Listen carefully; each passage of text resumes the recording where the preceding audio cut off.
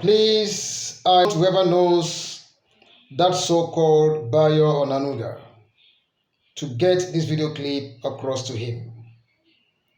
I read a statement on his X handle in which he said that IPOB members are the ones planning to or are planning to extricate the southeastern region, from the zoo you call Nigeria, and that they are the instigators of the protests in order to hijack it for their own agenda.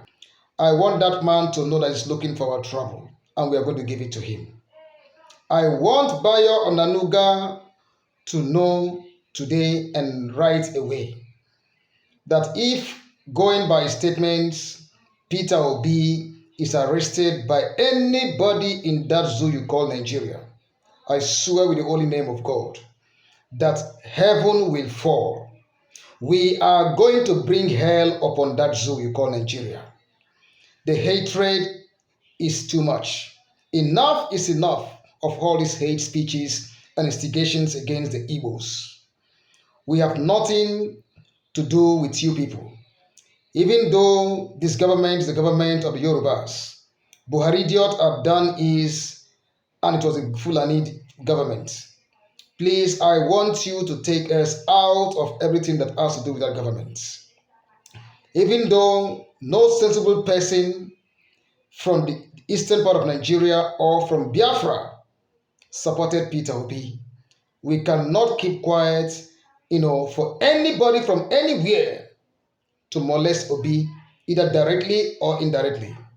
We are telling you today that if you try it, I'm swearing with the holy name of God that heaven will fall. You will see hell, will bring hell upon that zoo. For a very long time, we Biafrans have been shouting to the rooftop of our voices that we have nothing to do with anything that has to do with Nigeria, directly or indirectly, and that we are not going to be part of the protests. So why bringing IPOB and the Igbos into the matter that does not affect us metaphorically or ironically?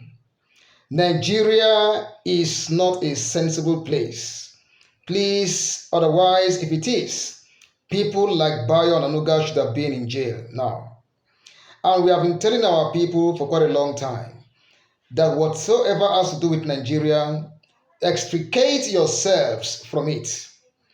In case you do not know the reason why we have resolved not to be part of the so-called protest or whatsoever, recent events have shown that.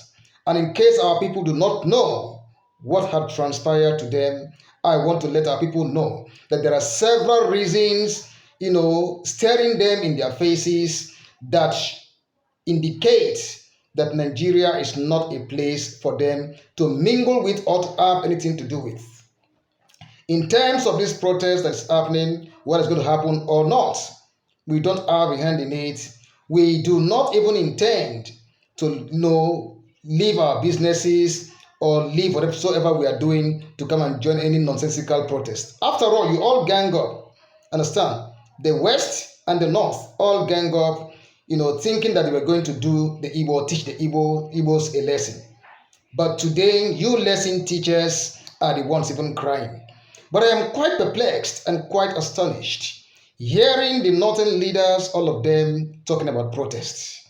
I want to remind those, political leaders of the north, and especially their hypocritical religious, scholars, so-called, that once upon a time in the life of that zoo you call Nigeria, there was going to be a protest in Abuja, and all the political leaders loaded their youths in trailers, in trucks, and whatsoever, and poured them in Abuja there to quell the protests. Even several religious leaders from the northern extraction were condemning, saying that protest against the government was haram. But I am perplexed today. I am astonished today. I am shocked to the root of my heart that those same northern scholars, religious scholars, are the ones now talking about protests. Can you see how hypocritical northern Islamic scholars can be? Now I ask them, supposing the government were to be in charge, by one of them, would they have called for this protest? Simply no. Now you can see how hypocritical. That is why I said I would never sit down in any mosque to listen to any northern Islamic scholar talking about God, because I know the level of hypocrisy in them. It has no parallel anywhere. That is the fact about it. Today, protest is halal, no longer haram. Just imagine the nonsense. That is one, that the northern leaders are also part of those calling for the protests. Their imams, Atiku supporters, even Atiku himself, also made a pronouncement about protest. And I want to also let you know, you people know, that VDM, or Very Dark Man, also called for what? A protest. Showore called for a protest. Dejade and Jew, even though that one is here today, tomorrow is there, understand? Hypocrite also. People without dignity and principle, without shred of honor.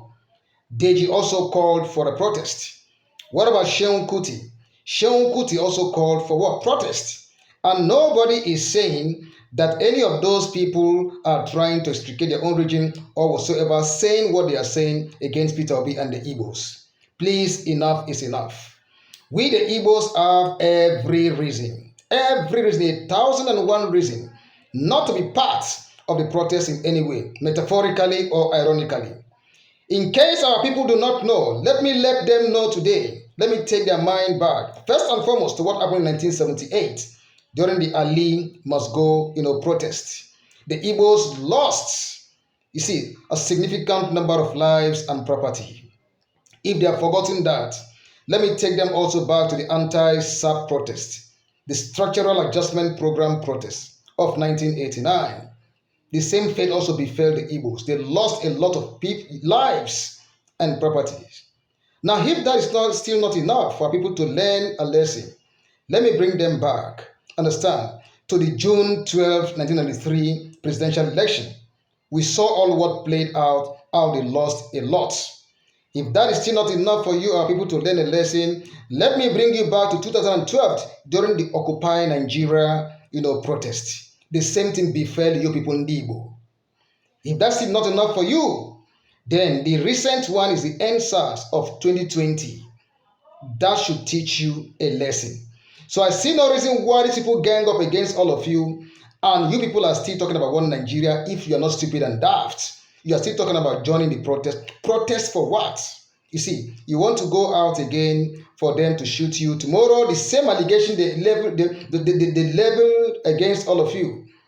What they leveled against all of you during the EndSARS of 2020, BAYO ONANUGA now has begun, to prepare the ground for such protest, for such, nonsensical impression to take sway. And thereafter, the media will be paid and bribed to also peddle and that kind of nonsensical impression and news against all of you. Ndibo, use your tongue to count your teeth. We have said it severally.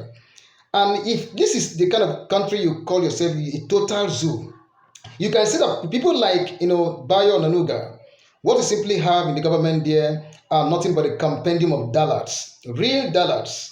But first and foremost, you should have the INEC, chairman to blame. I remember one of my first videos when I released it, calling for what? Care, talking to the INEC chairman. The whole rot that has brought Nigeria to this level, the mess today, began from the INEC office. If the INEC had not declared this thief, this kleptomaniac, this grandfather of public treasury looters, it wouldn't have led to him bringing a compendium of idiots like him, drug addicts, criminals, people without a shred of honor like him into office, thereby bringing Nigeria to a collapsed status. Whether you like it or not, Nigeria has collapsed. Nigeria is a failed state. Whether you like it or not, Nigeria is finished. It is finished, totally finished. But the point here I'm trying to emphasize here again is this. BAYO ONANUGA, I want you to get this straight from us today, that if anybody attempts to arrest Peter Obi or do anything dastardly or, cruel against him, we are telling you categorically, and mark our words, heaven is going to fall and we shall bring hell upon all of you.